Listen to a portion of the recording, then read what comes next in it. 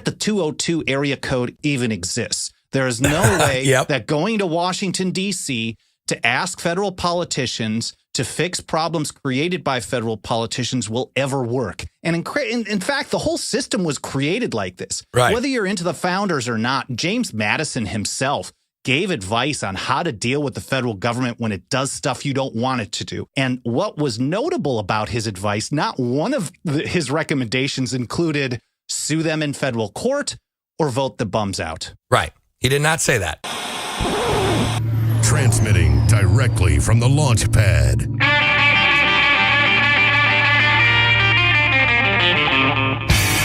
Bringing blue collar to your cell tower. The rock and roll libertarian himself.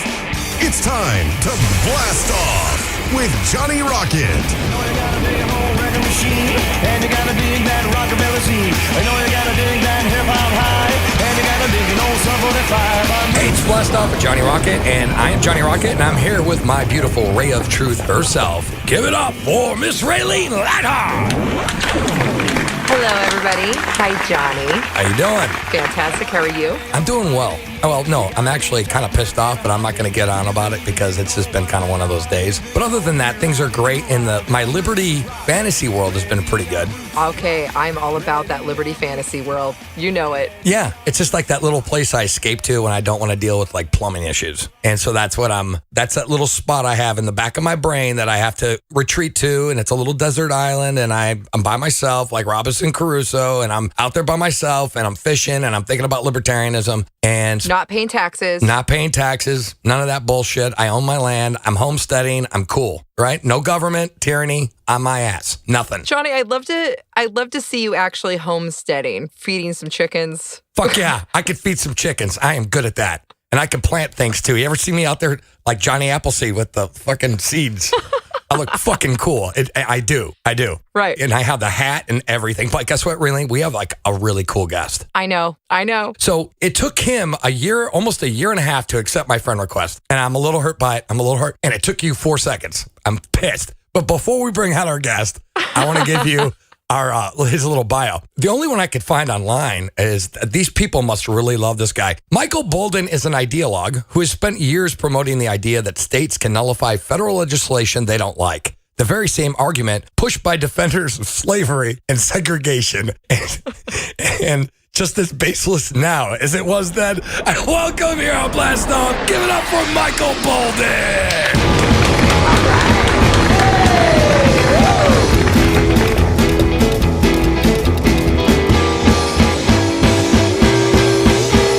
Michael, you sound... This is going to be the most amazing episode ever. We have no pressure at all. No pressure, Michael. And I'm just glad you're here because I want to mention as a quick aside, I use the phrase plumbing issues as a euphemism for all kinds of things.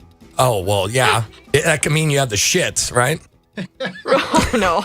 I mean, that's like I got some bad, breaking my line, fuck. Or you could say your lane pipe, right? So that would mean you're having sex, right? Plumbing issues.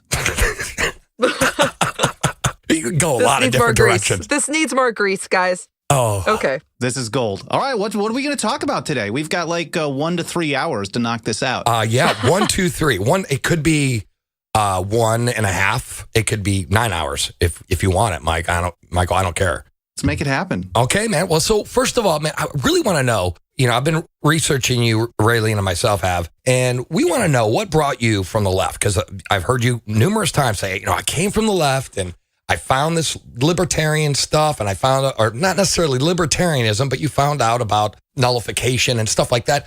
And you started the 10th Amendment Center and stuff, right? Not any stuff, but, secession, nullification, decentralization.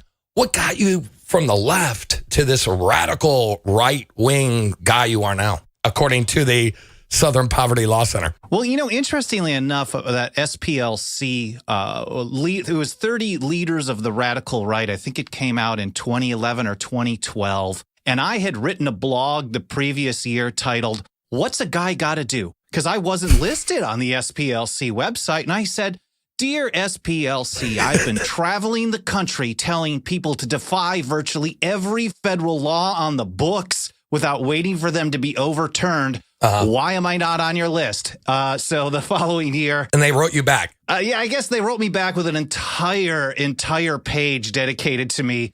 I guess in a way I'm grateful. Some people say I should sue them for slander, but I look at it as a badge of honor because if you're not catching flack, you're not over the target, right? That's good. So, okay, so I will answer the question. I promise. No, please go, because I only have like 4 questions, so have at it.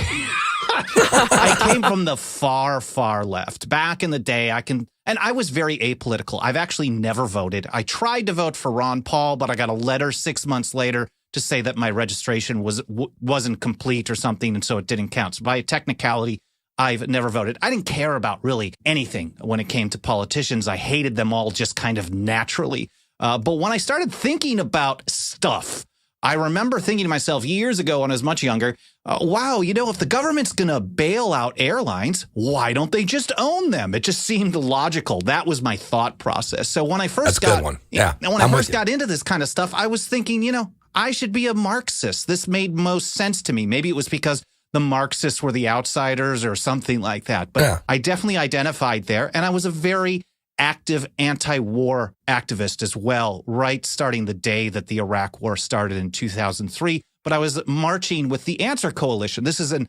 overtly and outwardly communist organization. And I just noticed over a period of years working with them, helping them organize. And here in LA, we had 10, 15,000 people in the streets when Bush was in office protesting war. I mean, certainly, even though there are more bombs being dropped today than ever, and there were more dropped during the Obama administration, and we can talk about that in a bit, there were more dropped by Obama than Bush. Certainly that movement went away. But over a few years, I was recognizing, man, these people really aren't anti-war. Because every time I go to an event, the message is less war, more healthcare funding, less war, more education funding. Sure. And it just didn't seem consistent to me that they were saying that they were anti-war. They wanted to spend stuff elsewhere. And I have the same kind of problem, for example, today with organizations sometimes, even though I like a lot of the work they do, but sometimes organizations like Cato, they only focus on how much is being spent and where sometimes, instead of just focusing on the base principles. And at the same time, I accidentally came across this guy, Harry Brown, who was a Libertarian Party presidential candidate in 96 and 2000. He was doing this incredible radio show that I was listening to at this late night job that I was working from 3 to 11, a second shift job at the time. And I'm like, okay, I can do headphones. I'll listen to this guy. And I just started slowly learning and accepting that every time government says they're going to do something, it either A, costs way more, or they don't come through with what they promise, or they shouldn't be doing it in the first place. So that's where I kind of came across this whole 10th Amendment idea, this line in the sand that basically most of what the feds do, they shouldn't be doing in the first place. And I thought, hell with it. I'm going to start a little blog and try to reach a couple of people. And this was back in 2006 when Bush was in office. And now we talk today. Wow. And now you're the producer, the owner, CEO, entrepreneur. You're the guy. And I heard that this 10th Amendment Center is like an apartment. That's what out on the street. I don't know. Well, hey, I could be wrong, man. I mean, I have a pretty humble house here myself, but that's actually an overstatement. Because to say that it's an entire apartment is not true. It's like a closet, right? The center is the closet. It's like Breaking Bad up into shit. Luckily enough, my partner Sarah and I, we had a 2-bedroom apartment for a long time. And the second bedroom, which was usually used to store junk, ended up becoming an office. Over the years, though, I did expand. And for a few years, up until this last fall when I moved into a new place, I did actually have a separate office. I built a whole recording studio in an abandoned recording studio in the middle of Skid Row in downtown Los Angeles, where there are probably about 10,000 people living in tents. So every couple of days or so, I'd go to the studio and I'd be dodging hypodermic needles to try to get their rats and people yelling at me. Totally. So I decided I just need to run this out of the apartment. It's way better. You know, what's cool, man, is Raylene has to do that when she comes here. Yeah. So I'm like in Seattle. So like, this is how it rolls here, man. People are like, we have to kick the bum out, in front of the door. Hey, we got to fucking record. God damn it. Yeah. Those needles are so dirty. Oh, I thought you were saying that your yard was filled with hypodermics. No. No. But we have to, but they're it is our yard. It's the front door to our house. I mean, or my building, shit. It sucks. Those needles are so dirty, they just get up and chase you. They do. They do. They do. Michael. Raylene. You do a great job So, Michael, Like, you do you do a great job selling the merits of nullification to a wide range of people and beliefs. Did it take practice, and can you share any advice on how to do this with our listeners? Oh man, are we getting ahead of ourselves? That's a really cool question. Should we back thank you. up and talk about it? Like the idea, Yes. like what are we talking about? Yes. So the way I describe nullification first, I can sum it up in one word, and it's weed. There Basically, you go. we're in here in my home country of California. Back in 1996, a year after I moved here from Wisconsin, the people of the state passed something called Proposition 215, the Compassionate Use Act. And I remember at the time, and here again, I still was not politically active in any way. I wasn't reading stuff, nothing. I love And this stuff remember- that you speak of. I love this stuff. Stuff covers everything. It's very technical. Beautiful. And it means, I love that word. And shit. Stuff and shit. All right, there you go. Who doesn't like stuff? So I don't prefer stuffing shit. So I remember at the time, like thinking, oh man, how are they going to do this? This is illegal. And one current and two previous presidents came to the state to lobby against the proposition, saying, oh, basically supremacy clause. No matter what you do, don't waste your time because the feds are just going to come in and shut it down. Right. Well, we know how that marketing campaign worked. And the people of California approved Prop 215 anyways. And they're defying federal law to this day. And I can give the short version. The short version is today there are now 32 states that even though the federal government says cannabis is illegal in every situation, it doesn't matter if you get a doctor's recommendation or not, in 32 states, people and state governments are flat out defying Washington, D.C. They're getting away with it. And a few years ago, I recorded a video which basically said, hey, things are getting so out of hand on this that sooner or later the feds are going to have to back down and repeal their prohibition or deschedule it, move it off of Schedule 1, Sure. just to save face, to pretend that they're the ones that are doing it because they've already lost the battle. And when states like Oklahoma, which just became number 32 in June, have legalized marijuana for at least for medical purposes, that things have really turned around. So that's how I describe nullification. One word, weed. When enough people say no to Washington, D.C., and enough states or local communities pass laws backing those people up, there's not much the government can do to force those laws down our throats.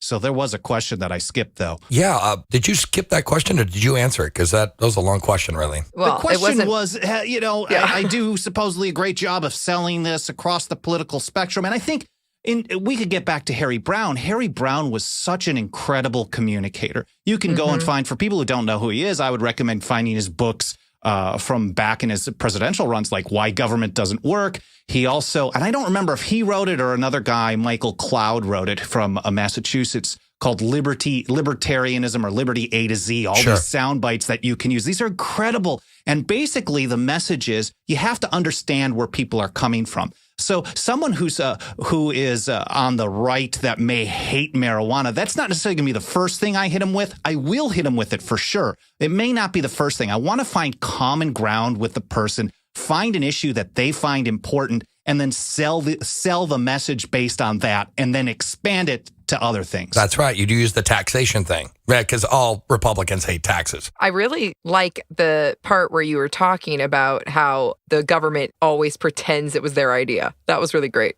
Well, it's exactly what they do. I mean, that's what they did. And I have actually done some research. Well, not just me, but I've got a team of people that work with me, volunteers, all kinds of great people.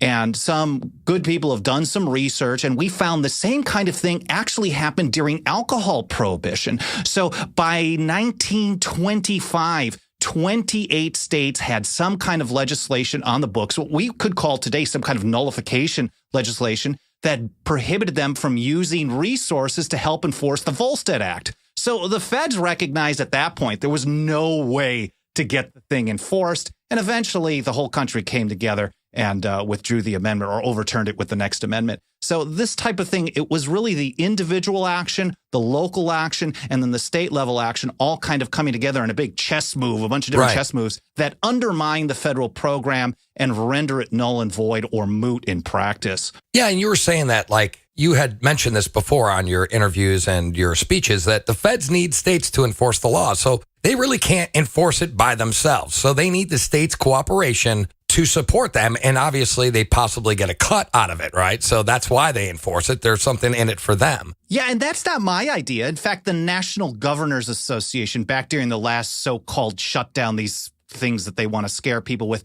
I mean, even in these fake shutdowns, they're freaking out. And the National Governors Association back in 2013, they put out a press release very concerned about what might happen. They said, well, states are partners with the federal government, quote, on most federal programs. So what's the issue? Partnerships don't work too well when half the team quits. So if the states pull out, they opt out on enforcement, they don't participate, the federal program falls to pieces. We can see that very clearly with weed. We can see it with industrial hemp. We can see it with CBD. We can start seeing it with asset forfeiture programs, and we can keep going from there. Oh my gosh, I have a great question for you then. Awesome. I know it's I've a great heard you question. I know you always have great questions, Raylene. Oh, well, I think they're great, but that doesn't mean anything, does it? No, they're fucking awesome. Go ahead. Thanks. I've heard you speak to Jeff Deist about Jeff Sessions, where you were critical of federal supremacy and the positions he holds. I'd like to ask you about a little bit of current events and his proposed religious liberty task force. Oh, man, I knew I should have looked this up. Can you give me the rundown? I mean, I hate Jeff Sessions. He's a piece of garbage. God, he is. So I'm happy to talk some trash about him, but I really don't know about the religious liberty thing. I just saw a few things, and this was just this week, right? He gave this speech. Yeah. I didn't really dig into it. If you want to give me a quick overview, I'm happy to give you my gut instinct. Basically, he said, that's great. So he's talking about ensuring another government program to ensure that we are enforcing religious liberty or that we are protecting religious liberty, which I personally don't understand why we need it. Why can't we just use the Constitution to protect the liberties we should already have? But he mentioned, the bake the cake thing or stuff like this. Like he's saying that he wants to make sure that nobody culturally can oppress anybody from a religion. Oh, man. Let's say this idea was awesome. Mm-hmm. We're just going to pretend it was awesome. Okay, good. It's Somewhere good we have to stuff. start from somewhere. It's good stuff, Raylene. The number one person that I would not trust to do it the right way would be Jeff Sessions. Yes. The man is in favor of mass warrantless surveillance of everyone all the time. He's in favor of violating your personal right to choose how you're going to medicate yourself by shutting down medical marijuana programs. He doesn't believe in the 10th Amendment, that the states can make these decisions. The people of the states technically can make the decisions on weed if they want to. He's in favor of civil asset forfeiture, which is legalized government theft, and he wants to ramp it up. I mean, the guy cannot be trusted. So even if it was a great idea, which I'm assuming it's awful because we don't want government to try.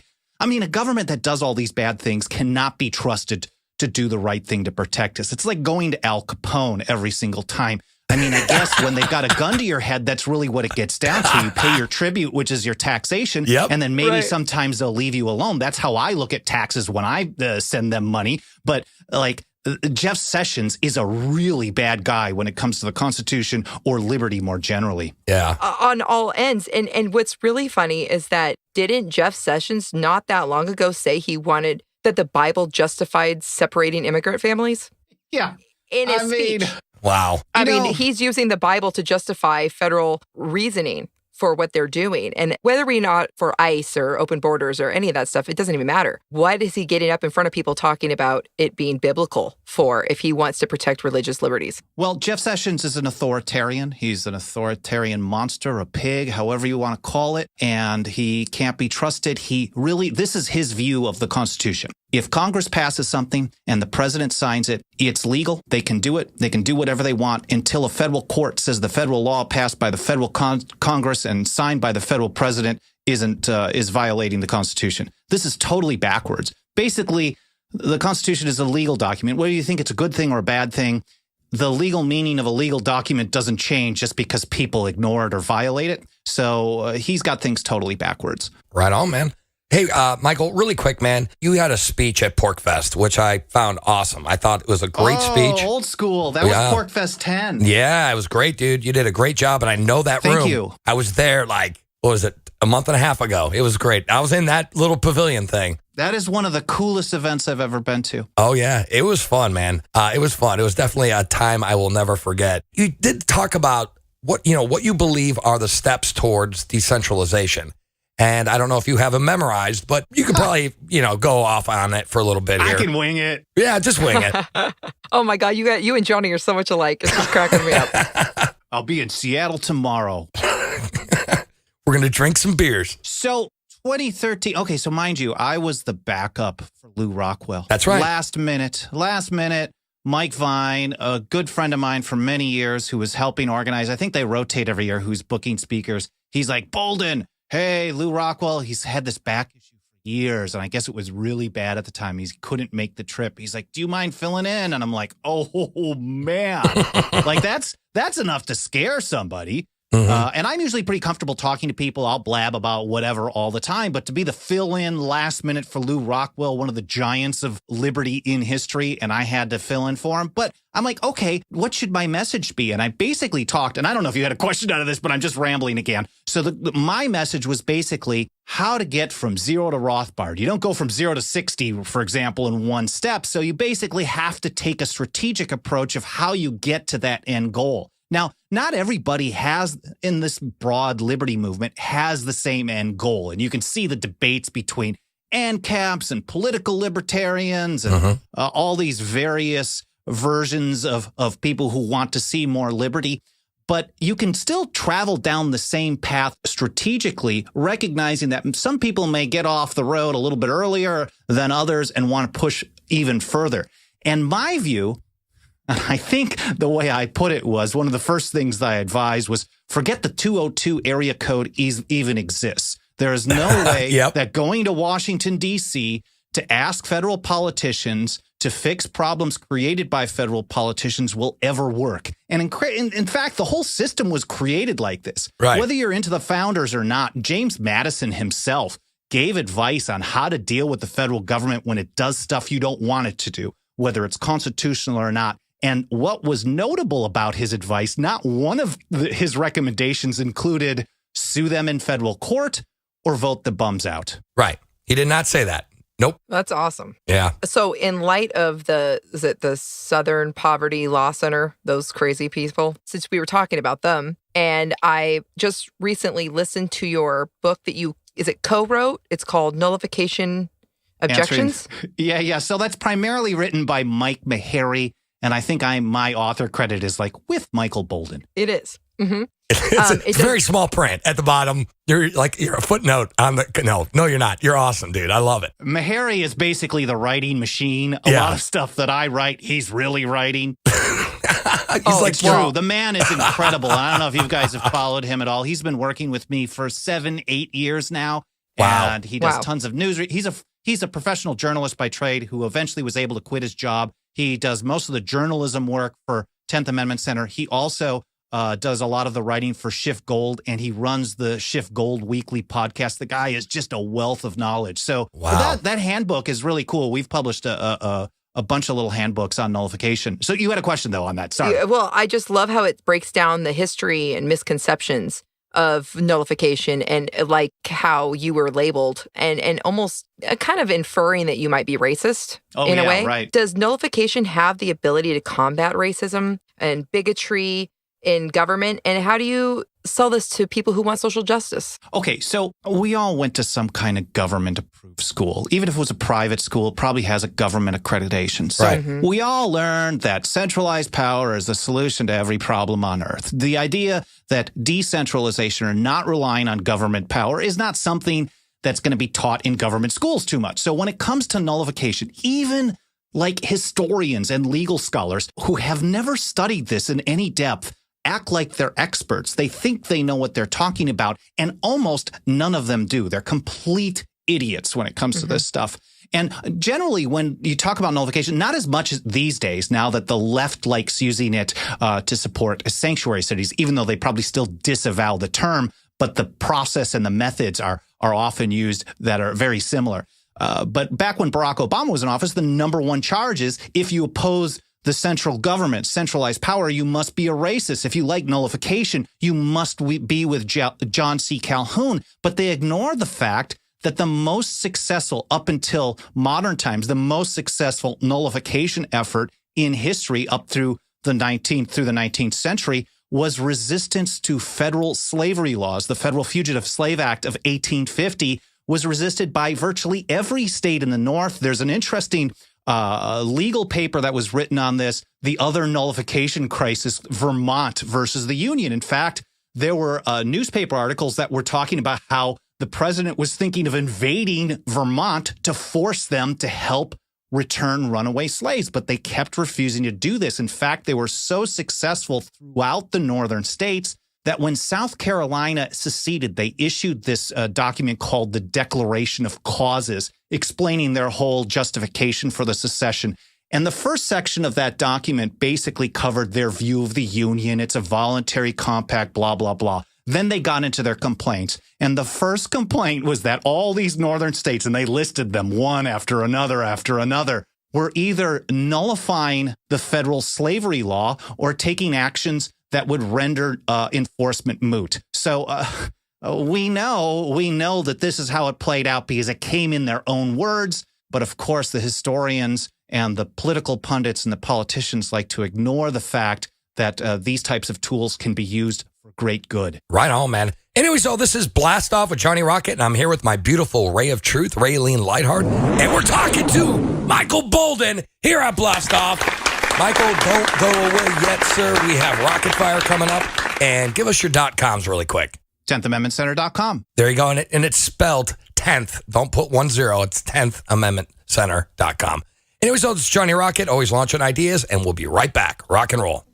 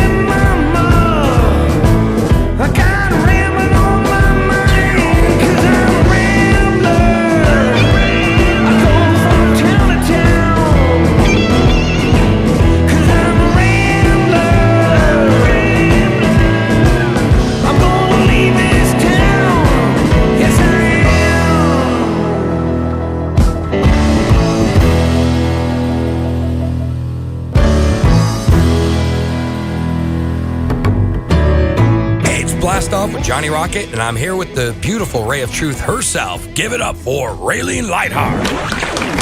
Hello, Johnny. How you doing, sweetheart? And we're talking to the one and only Mr. Badass himself. Give it up for Michael Boldin from the 10th Amendment Center.com. Bam. At his studio apartment in LA.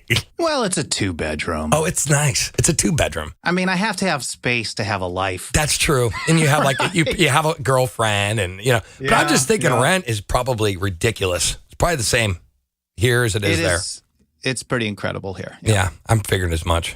It's like it's on the left coast. It's got to be expensive. It's got to be. Yeah, and I'm right in the middle of hipster land too. So neckbeard world. So it is expensive. So you got like a lot of craft breweries over there in that area. Yeah, there's like 7. There's a really great one that literally all they do is sours. Ugh. Like, and it's, I mean, if you're into that, I mean, I'm not really an IPA kind of guy. Yeah, but I'm I not like either. food and I like an occasional beer, and there are dispensaries all over the place, and there's fun art galleries, and yeah, I mean, it's cool. And there People you go. come and visit, always enjoy it. That's cool. It's kind of like Seattle then, basically. Almost the same. It's the other Seattle. Yeah, that's right. That's right. Okay, man. Well, so what we do here in the second segment, it's tradition. It's called Rocket Fire. What I do on Rocket Fire, sir, is I'm going to ask you a series of 10 questions. These questions will be politically or philosophically related. And if you can answer these questions between 30 to 60 seconds, that'd be badass. Michael Boldin, are you ready to play Rocket Fire? Rocket Fire. No. I mean, yes. Okay. Question 1. What are your thoughts on the ACLU? Oh, I work with them all the time. They're great on some issues and some they're not. In fact, when Mike Meharry, who I was just talking about, got sued by a local government for challenging their surveillance issues, the next day he was on the phone, I believe, with Edward Snowden's attorney, and they're representing him for free in court. I love him sometimes. It's like, I love them sometimes. So what are some, just a follow-up real quick, but what are some of the things you don't like? Well, I mean, they recently posted a tweet talking, and they've laughed in my face. Like, I had a meeting at their corporate headquarters or whatever in New York City a few years ago to work on privacy-related issues, and we really see eye to eye on that quite often. But they laugh at us about the anti-Obamacare and pro-gun rights issues. And in fact, they posted this tweet recently saying, hey, more gun rights means less liberty. So they just totally get it wrong there. Oh. Ugh. Question 2. Are people voting with their feet more now than historically? I have no idea. I would hope so eventually. I mean, I know people leave California. I don't know. They moved to Arizona. Apparently, that's a big all thing the now. states are bad, so there isn't really a lot of incentive to do that yet. But in time, that would be the ideal. Right on, man. Question 3. Why is economic and civil liberty so closely related or connected? Oh man, you got to read Man, Economy, and State for that. Yeah. Because I couldn't get through the thing. I tried so many times, but it's definitely a little bit over my head. But if you can't make a choice about how you spend your money, how are you going to be able to make personal choice on everything else? Yeah, bam. Question 4. What are the differences between market actors from government actors? Government actors are evil. All right. 5. There we go. Question 5. How can You can stay.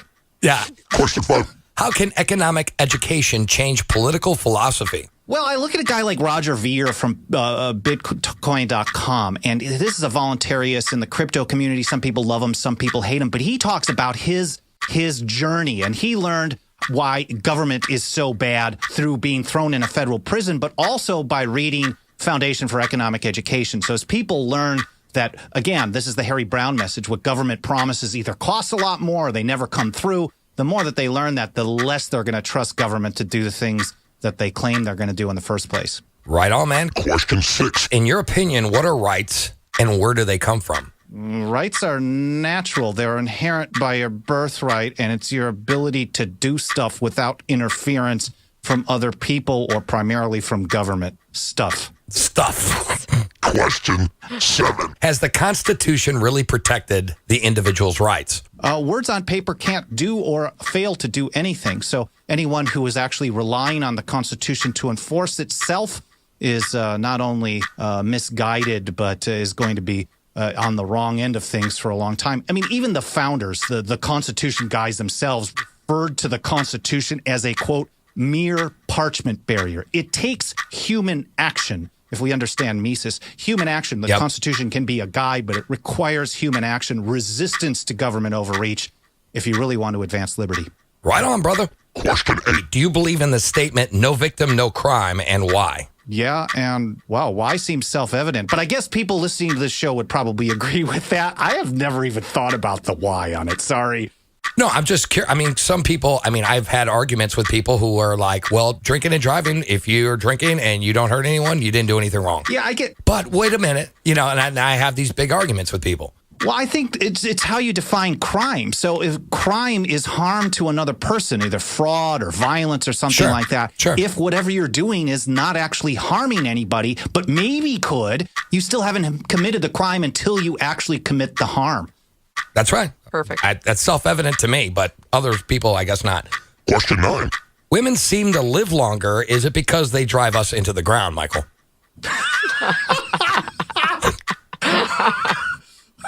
I'm in touch with my feminine side.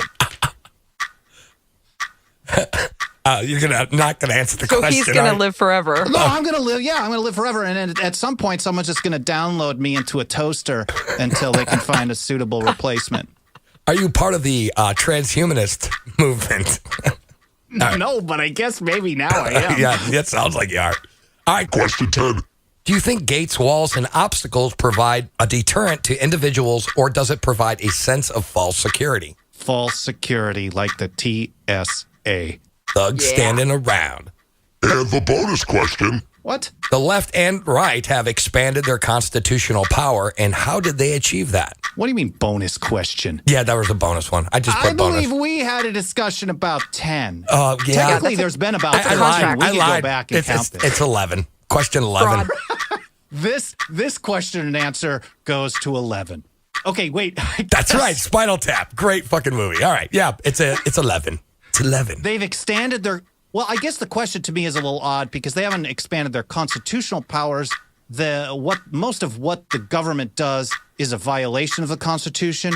All acts outside of the Constitution are null and void. It's just time to treat them that way. They just keep taking power. And as long as people either want them to have more power or they turn a blind eye to it, it's going to continue getting worse. And I think also, on top of it, as long as people continue relying on voting the bums out, trying to get new federal politicians to overturn federal law from other federal politicians, or relying on federal court to overturn federal laws, or a federal president to come in and fix all the problems created by the federal government, as long as we have that absurd strategy going throughout the country, things are never going to turn around. That power is always going to keep growing and growing and growing. And that's why I advocate for decentralization, resistance, and nullification on a state, local, and individual level.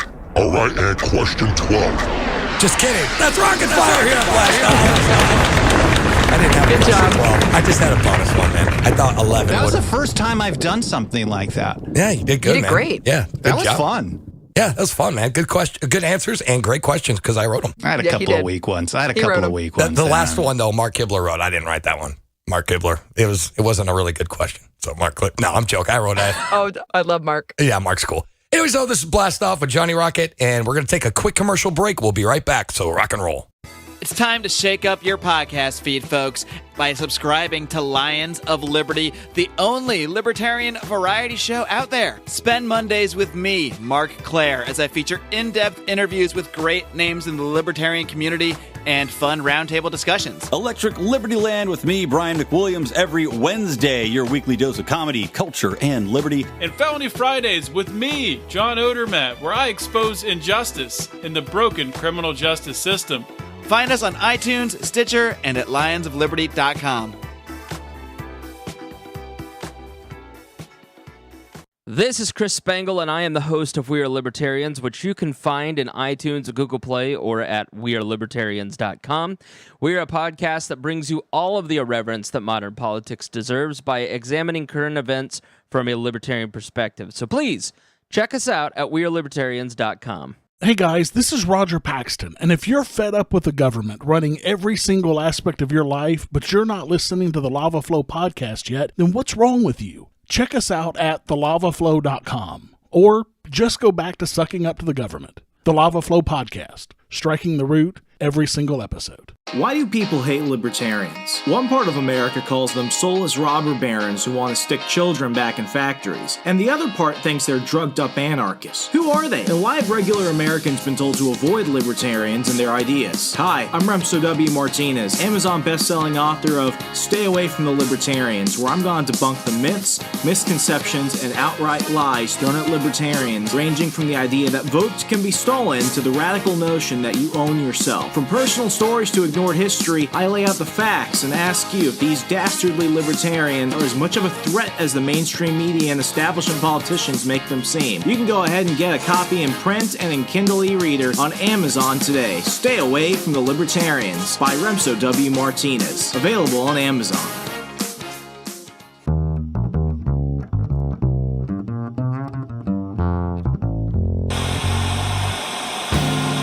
Ground control to Johnny Rocket.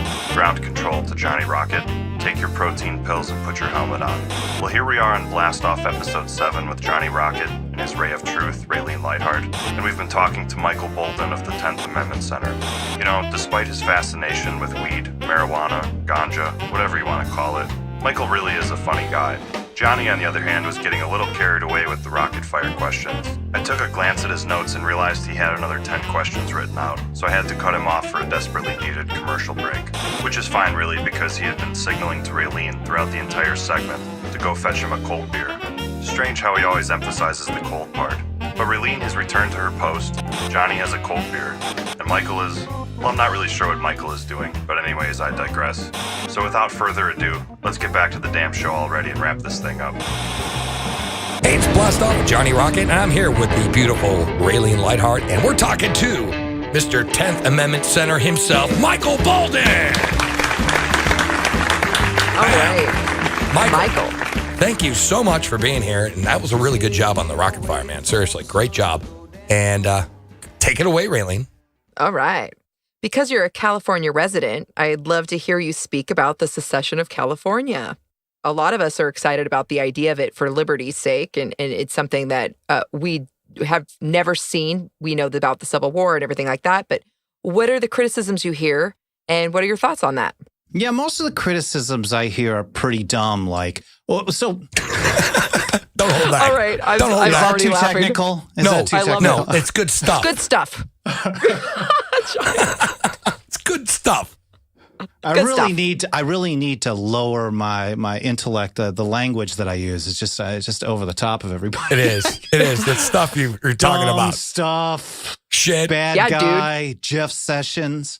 Okay, so I did an interview with Jeff Deist, Mises Institute. In fact, we've talked about it a few times, talking about this. And some people will say from the liberty movement, like, oh man, what about the people of California? They're going to have it worse off. But the idea is, if you want to advance liberty, have the effects of each government be limited geographically so people can escape. It gives liberty a chance. No one's claiming that the idea of California secession is going to be a libertarian paradise, but it certainly would create a situation where there are smaller governments that can have less of an impact because they can draw on a smaller population to steal their money to go force them to do stuff. So in that regard, I think it's very positive. I don't think there is any chance it is going to pass in California. It is not even the splitting the California into 3 states, which the original goal was 6 states, is not on the ballot. It got enough signatures, but then there was a lawsuit and the state Supreme Court said, no, it's not going to happen. So it will not be on the ballot. And I mean, I like the idea of just smaller, localized political units and as a way to advance liberty. But I mean, I think it's more of it's more theoretical at this point. So speaking of that, we could tie this question into that. And from the stuff that you were talking about, you were talking about stuff. So I wanted to bring up more stuff that you can answer. All right? More stuff, please. Yeah. I need more stuff in this interview. Stuff. I think you were talking to, I don't know if you were talking to Jeff Deist, but you said that you wanted to, try socialism just to be tried so we can actually show people the kind of bullshit that actually happens. That was with Jeff. Okay, so that's the whole idea of this whole federalism, this 10th Amendment, the decentralization idea. The only way that people can learn in a marketplace, even though you can't really call government a marketplace, the only way people can learn is by seeing the practical effects of something. So as long as there's always this kind of quasi thing that's controlled by one side or the other, no one really learns how things play out. But if you had California do things one way on... Well, actually, I'm lying. We are learning how it works out through weed. Again, 15 years ago, 10 years ago, when I was talking to right-wing groups about legalizing marijuana in their state, they would at first boo me off the stage. I mean, I wouldn't leave and keep going. Eventually, they would get it. But today, the fact that Oklahoma voted 57% to 43, pretty easy to pass the broadest medical marijuana law in American history, broader than anything here on the West Coast by a long shot.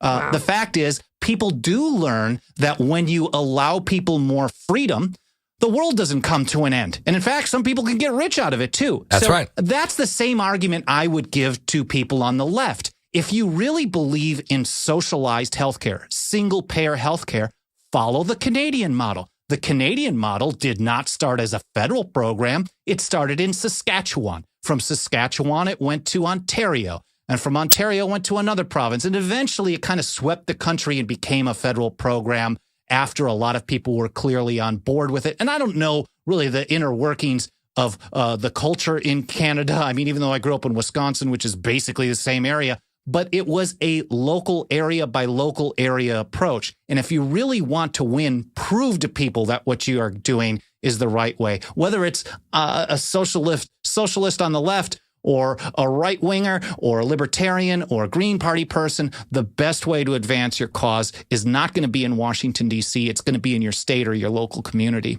Right on, brother. Right on. Oh, so the other quick thing I wanted to mention, though, about the California secession. So when Bush was in office, a lot of local friends really were into what I was doing. They're like, oh, that's pretty cool.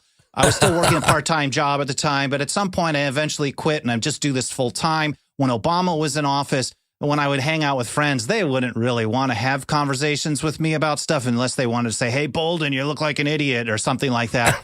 But soon as Trump won, the very next day, my good friend who lives, well, he just moved, but he's lived right down the street from me in downtown L.A., a longtime kind of Bernie guy who ended up voting for Hillary. He calls me and says, hey, Boldin, want to go to the gun range? Yeah. I said, hell yeah, let's do it. We did. I've got pictures on Facebook to prove it. But so the same thing is happening on these ideas of secession, That's right. There's a lot of Green Party people that talk to me about it. And whether they're going to pull it off, I think is very unlikely. But a lot of people on the left are recognizing the idea of decentralization is the only tool they have when you've got a Republican-controlled Congress and a Republican, like, well, whatever you want to call the guy, as President Donald Trump. The only tool you really have other than like just trying to go through these weird media like conversations to really affect things are to resist on a state or a local level. And that can be really effective. I think they recognize this. The question is, will that carry over once the other team is back in charge? I'm assuming not. I'm loving what you're talking about because I've noticed that since Trump has been in charge, people are talking about the sanctuary cities and you hear state rights coming from the liberals. And you hear with the rise in the police support on the right, the left is more vocal now with BLM. And we're hearing people flip-flopping depending on what the issues are being talked about. And I think media is a large part of it. But even the liberals are talking about zoning issues now, which is great, which means we could be freed up with, zoning laws are rooted in racism, honestly. And it was all about our marriage licenses. Yep. Marriage license. Yep. Exactly. And so when you hear people talking about breaking this down and having mixed use zoning so people can have their businesses where they live and keeping it cheaper and not trying to keep certain people out of certain neighborhoods, this is what I want to hear, more liberty. And what you're doing is putting the power back to the people in their small communities. Libertarianism itself is very grassroots, community oriented and voluntarism. So I'm just really impressed. If you had a top 5 issues. I know we talked a lot about marijuana, and it's already kind of happening, but you can include it. What top 5 laws do you think we should be nullifying right now? The empire. But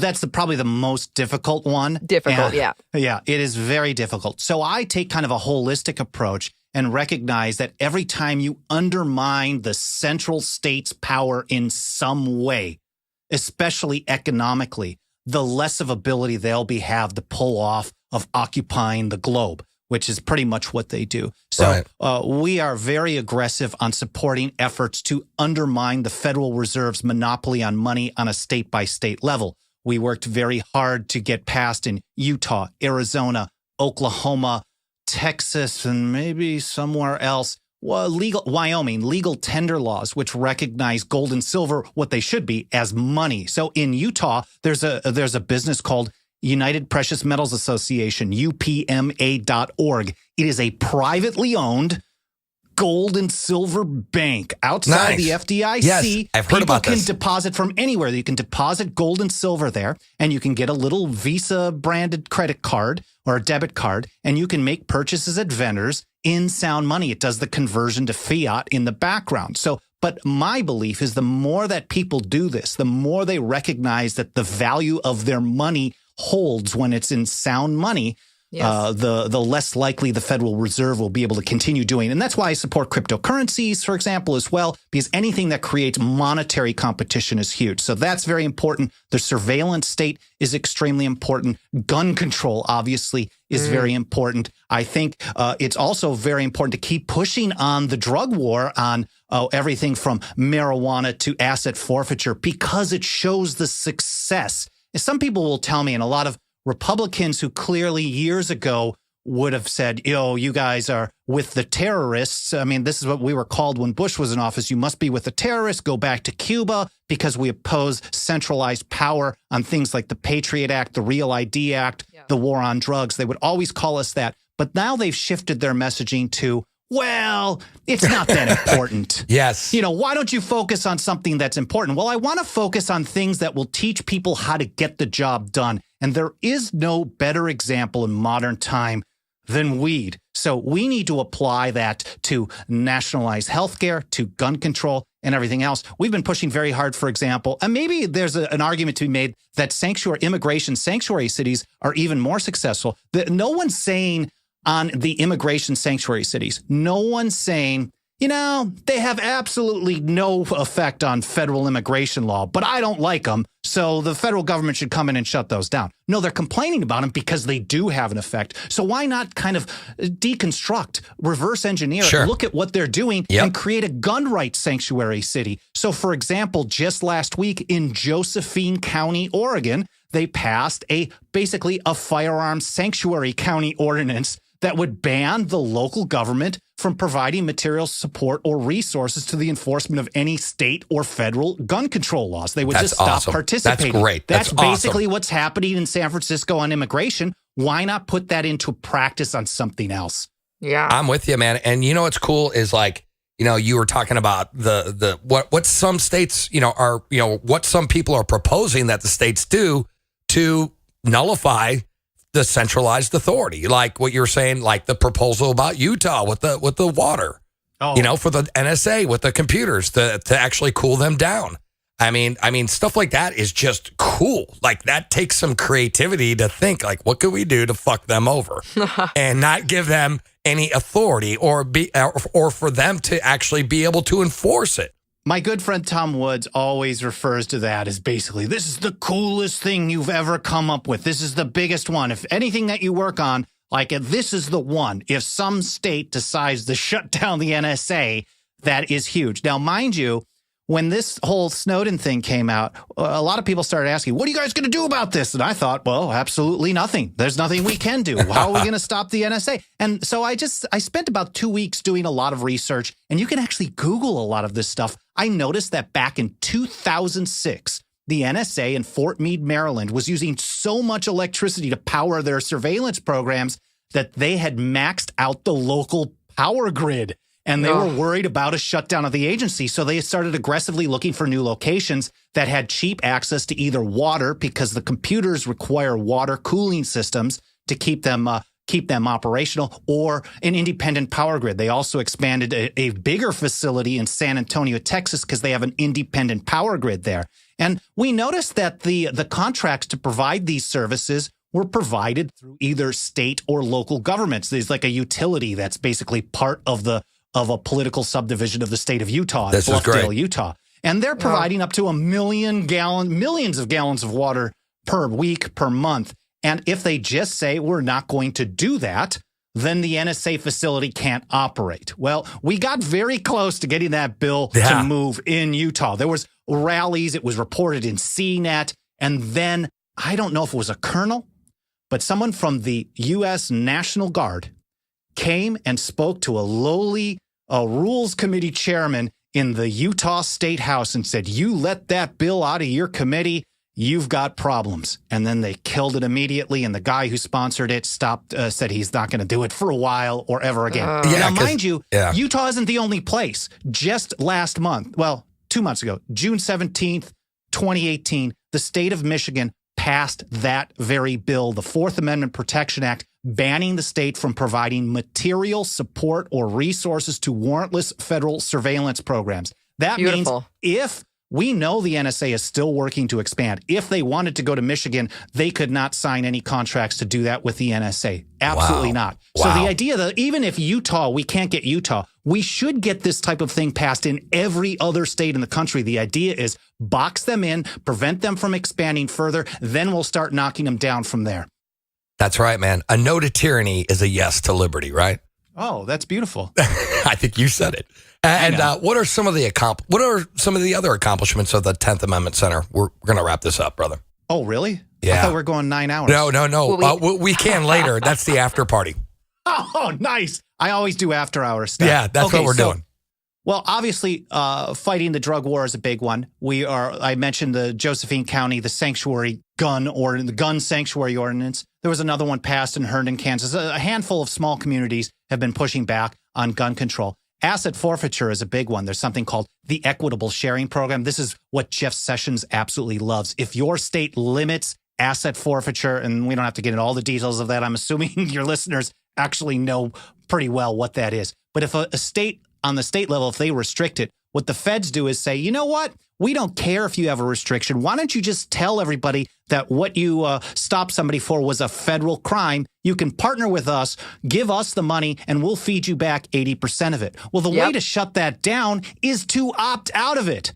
And the states that have opted out of it are New Mexico, California, Ohio, Colorado, Nebraska, and somebody else, Arizona. Not fully, but about 80% of the situations where this comes up, those states have opted out of that program.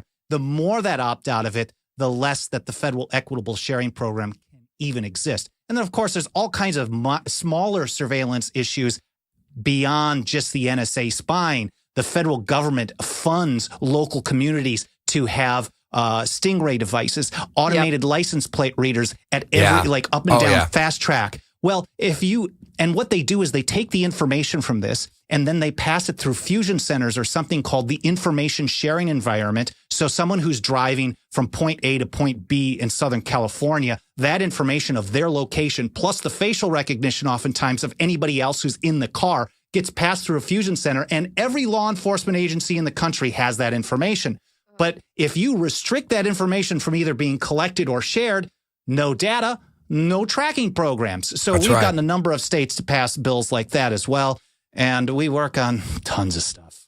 The place for, if people want to, I can just plug it. The place where people can go. We've got about a 70-page annual report that people can download for free. It talks about the theoretical basis for all this stuff and then the progress we've made on various issues. It's 10thamendmentcenter.com/report.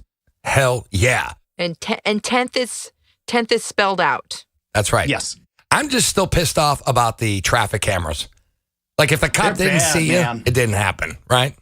That's how I look at it. That's how I look at it. They're bad. Well, and it's a nefarious thing because the idea was a traffic safety. And I know Houston had this at some point. No one was going through the red lights. So they actually took them down because the revenue generation was so dried up that they had to actually get rid of them. And I don't know if it actually ended up like that, but that was basically the debate. But the nefarious thing is they say, oh, we're going to protect you. We want traffic to go smoother. But really what they're doing is they're tracking your location, and then they add facial recognition. Then they add facial recognition for passengers, and it gets worse and worse and worse. They know who you associate, where you go.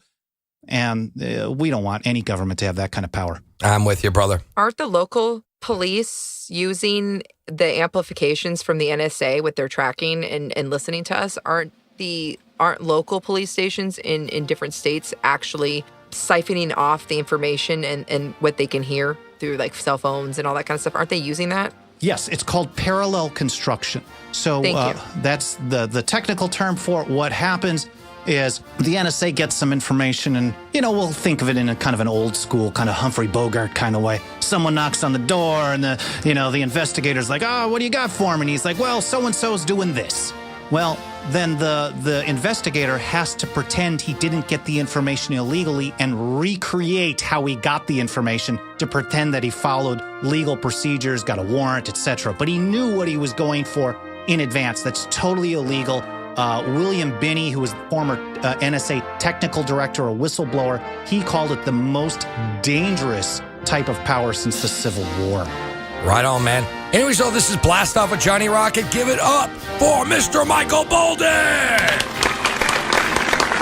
Bam. Dude, that was awesome. Thanks, guys. You're a badass, dude. And if you guys are not a subscriber to the show, please check us out at patreon.com/blastoff, where you get to hear more of this interview with the infamous Michael Boldin. So anyway, this is Johnny Rocket and Raylene Lightheart signing off.